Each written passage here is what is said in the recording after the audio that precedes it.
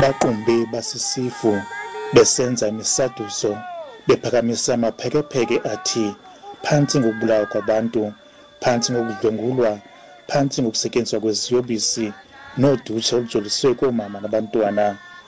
Le dolobha eseMbizana ngoku yombethwe lilifu elimnyama elizele ulwaphulo-mthetho. Into entsha ebonakalayo ngoku angathi iyakhula. Emini lihlabe umhlaba vele kudutshulwe nje umuntu abulawe qede engabi indaba zalutho abantu bejongile phambi kwabantu edolophini. Abasemagunyeni bathi bazimisele ukusebenzisana nabahlali uqinisekisa ukuba ulwaphulo-mthetho lusitshulwa neengcambu.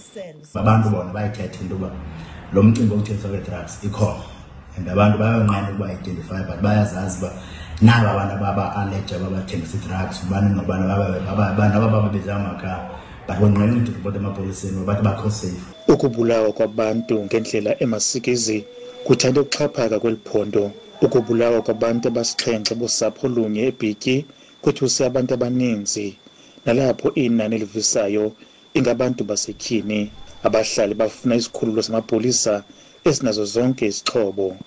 Sithi ke ngoku akunawukhangelwa ke ngoku urhulumente ukuncedisana nale meko siphila kuyo, asifunele umntu mhlambi onoba ngasentla onokwazi uaccommodate kuloo rank yakhe abantu abazawuba ngabantu abazawuba baninzi for olu lwaphulo-mthetho, because olu lwaphulo-mthetho alifuni bantu babini nabathathu, lifuna ukuhlaselwa ngabantu abaninzi. Kuhlatywe ikhwelo lokuba uluntu luze neendlela ezisemthethweni zokukhusela ulwaphulo-mthetho.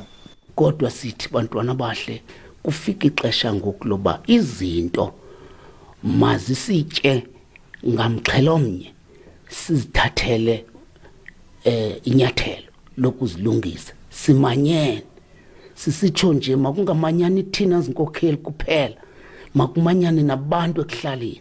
Zininzi nezinye iindawo ezihlaselwe ulwaphulo-mthetho othe gqolo ukothusa kweli phondo, kuquka imilo yeelali esele ichaphazele ukufunda nokufundisa kwezinye iindawo. Bahambi kwezinye iilali abahlali bayawatshiya amakhaya ngenxa yolwaphulo-mthetho. Ndinkululeko Nyembezi weendaba ze-SABC eMbizana.